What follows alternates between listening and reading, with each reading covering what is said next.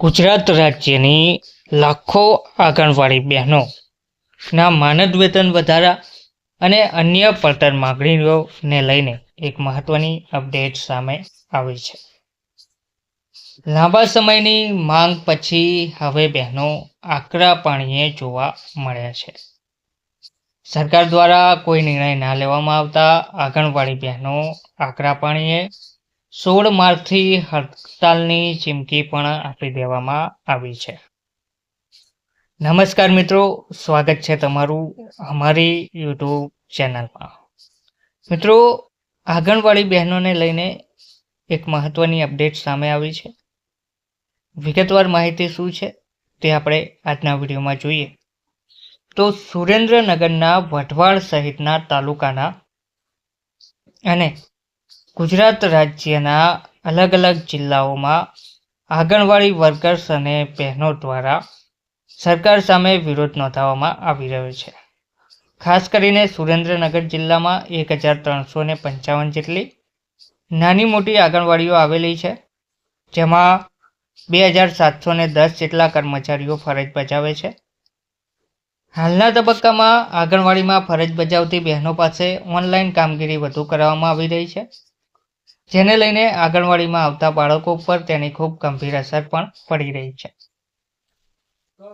અને આંગણવાડીમાં આવતા બાળકો માટે જે કામો કરવાના હોય છે તે આંગણવાડી કાર્યકરો સહિતના કર્મચારીઓ નથી કરી શકતા, જેને લઈને મંગળવારના રોજ સુરેન્દ્રનગર જિલ્લા પંચાયત ખાતે આંગણવાડી વર્કરો એકત્રિત થયા હતા અને ત્યારબાદ પ્રોજેક્ટ ઓફિસરને આવેદનપત્ર આપી અને રજૂઆતો પણ કરી હતી.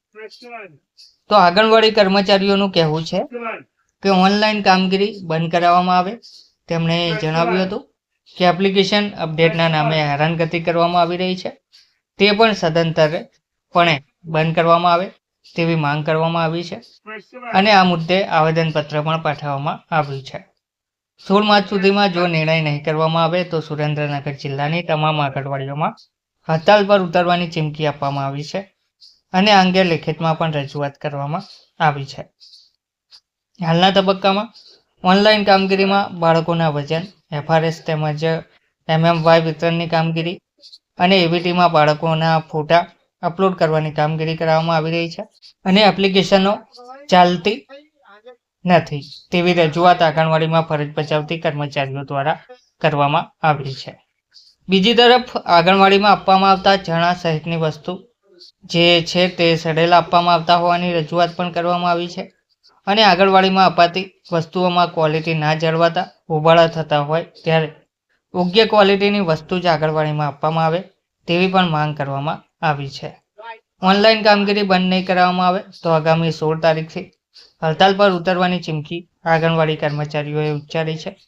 આ પહેલાં જ્યારે 12 ફેબ્રુઆરીએ રાજ્યવ્યાપી હડતાલ હતી ત્યારે પણ આંગણવાડી બહેનો ઓનલાઈન અને ઓફલાઈન કામગીરી બંધ રાખી હતી અને ત્યારે પણ તેમને કહ્યું હતું કે બજેટમાં અમારો ઉલ્લેખ કરવામાં આવે, પરંતુ બજેટમાં તેમનો કોઈ ઉલ્લેખ કરવામાં આવ્યો નથી, તેમનો કોઈ પગાર વધારો કરવામાં આવ્યો નથી.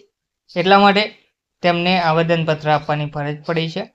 આગામી હવે 5 માર્ચથી લઈને 16 માર્ચ સુધી ઓફલાઈન આંગણવાડી કેન્દ્રો ચાલુ રાખવામાં આવશે, પરંતુ ઓનલાઈન એક પણ કામગીરી કરવામાં આવશે નહીં તેવું કહેવામાં આવ્યું છે.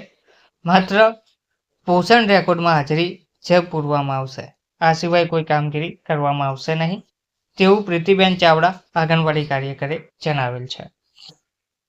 અને 5 માર્ચથી લઈને બધી જ ઓનલાઈન કામગીરી બંધ કરી દઈને આ અંગેની લેખિત રજૂઆત પણ કરવામાં આવી છે અને તેમની લડત સરકાર સામે છે. સૌથી પહેલાં તેમને હાઈકોર્ટના ચુકાદા અનુસાર પગાર ધોરણ કરી દે અને જો ઓનલાઈન કામગીરી કરાવી હોય તો તેમને ઇન્ટરનેટ સાથેનો મોબાઈલ આપે તેવું પાયલબેન મકવાણા આંગણવાડી કાર્યકરે જણાવેલ છે.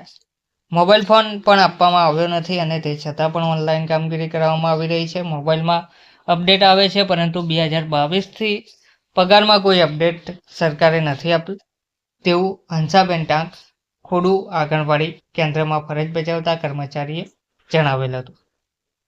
આંગણવાડીમાં ફરજ બજાવતી મહિલાઓ દ્વારા ઓનલાઈન કામગીરી બંધ કરાવવાની માંગ સાથે આવેદનપત્ર આપવામાં આવ્યું છે અને 16 માર્ચથી હડતાલની પણ ચીમકી આપવામાં આવી હતી. ત્યારે આ સમગ્ર ઘટનાની રજૂઆત બાદ પ્રોજેક્ટ ઓફિસર ICDS વિભાગના અધિકારી ભાવનાબેન દ્વારા જણાવવામાં આવ્યું હતું કે જે રજૂઆતો બહેનો દ્વારા કરવામાં આવી છે કે મહિલા અને બાળ વિકાસ વિભાગ સુધી પહોંચાડવામાં આવશે.